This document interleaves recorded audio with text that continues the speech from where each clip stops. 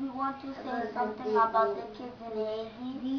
That we pray God for them to not die and for them to have more food and for them to go to school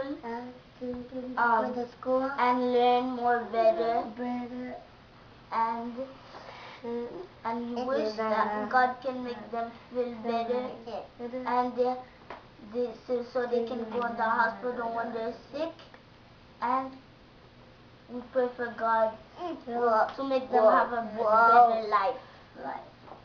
And we pray for God. We wish that God made them safe from the earthquake.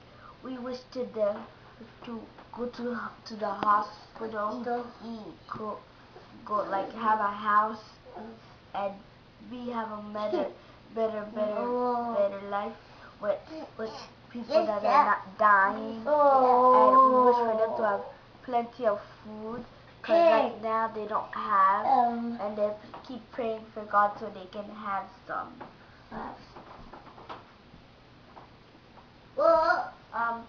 And we pray God for them to have clothes and we pray for them to have